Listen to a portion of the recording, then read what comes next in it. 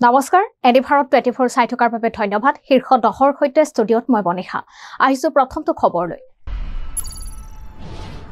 নিৰ্বাচনী বন্ধৰ সন্দৰ্ভত উচ্চতম ন্যায়ালয়ে গুৰুত্বপূৰ্ণ ৰায়দান সৰ্বোচ্চ ন্যায়ালয়ে খাৰিজ কৰিলে এছবিআইৰ আবেদন নিৰ্বাচনী বন্ধ সন্দৰ্ভত এছবিআইৰে দাখিল কৰা আবেদন খাৰিজ কৰা হৈছে তথ্য দাখিলৰ বাবে এছবিআই বিচাৰিছিল 30 জুনৰ পৰ্যন্ত সময় 12 মাৰ্চৰ ভিতৰত দিব লাগিব নিৰ্বাচনী বন্ধৰ তথ্য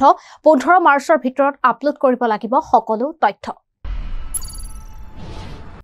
পুনৰ অসম প্ৰদেশ কংগ্ৰেছৰ সভাপতি ভূপেন বৰাক সিআইডিৰ সমন প্ৰদেশ সভাপতি ভূপেন বৰালৈ সিআইডিৰ তৃতীয়খন সমন জাৰি 12 মাৰ্চত সিআইডিৰ কাৰ্যালয়ত হাজিৰ হোৱাৰ নিৰ্দেশ দিছে ভূপেন বৰাক অন্যথা গ্ৰেপ্তাৰৰ সম্ভাৱনা আছে প্ৰদেশ কংগ্ৰেছৰ সভাপতি ভূপেন বৰাক বিলাসীপাৰাৰ কাঠালদিত তৃতীয় ক্ষেত্ৰত বাল্য বিবাহৰ ঘটনা নাবালিকাক বিয়া পাতিবলৈ আহি ৰঙাখৰৰ আলহী হল দৰাসহ 6জন লোক আৰক্ষীয়ে আটক কৰে দৰা মইনুদ্দিন হক মইনাল হক ৰহমান মণ্ডল আকবৰ আলী খান ইমান আলীৰ লগতে কইনা পক্ষৰ সফুৰ ৰহমানক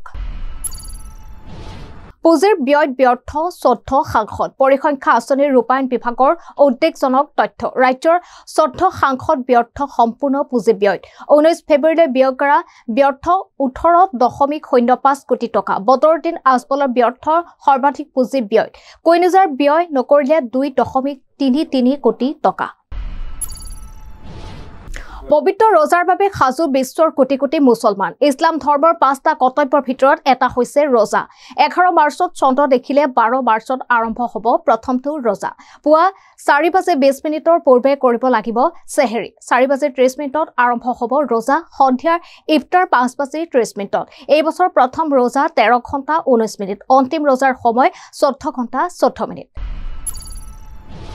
এখিতে লৈছো সমু বাণিজ্যিক বিৰতি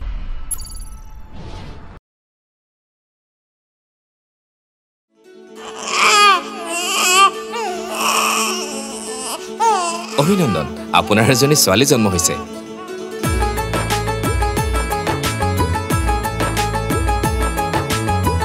লাহি পাহি এজনী পৰি আহিলে ঘৰখন উজলি বেটি বচাও বেটি পঢ়াও বেটি বচাও বেটি পঢ়াও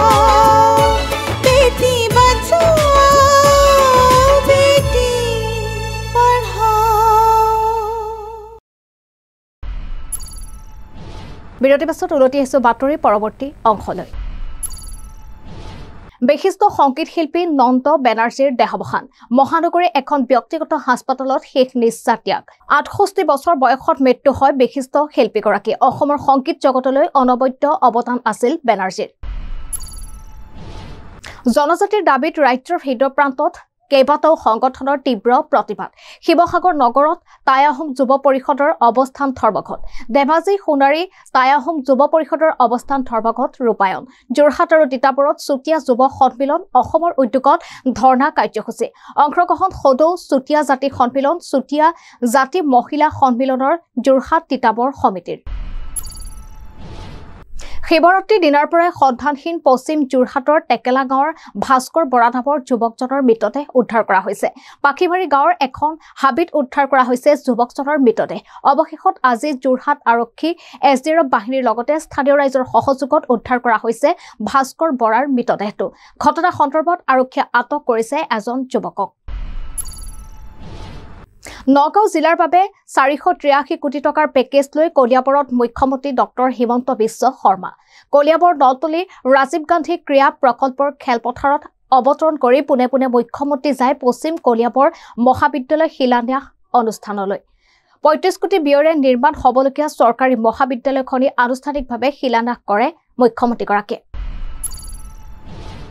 টাই আহোম যুৱ পৰিষদৰ অসমৰ বীৰংগনা মূলা গাভৰু বঁটা ঘোষণা প্ৰথম অসমীয়া বিমান পাইলট ধীৰা চলিহা হাজৰিকালৈ এই সন্মান ঘোষণা কৰা হৈছে অহা 29 আৰু 30 এপ্ৰিলত সোণাৰীত অনুষ্ঠিত হ'বলগীয়া বীৰংগনা মূলা গাভৰু স্মৃতি দিৱসত প্ৰদান কৰা হ'ব এই সন্মান এতিয়ালৈ খবৰ ইমানেই পৰৱৰ্তী খবৰৰ বাবে চাই থাকিব এনি ভাৰত 24 ধন্যবাদ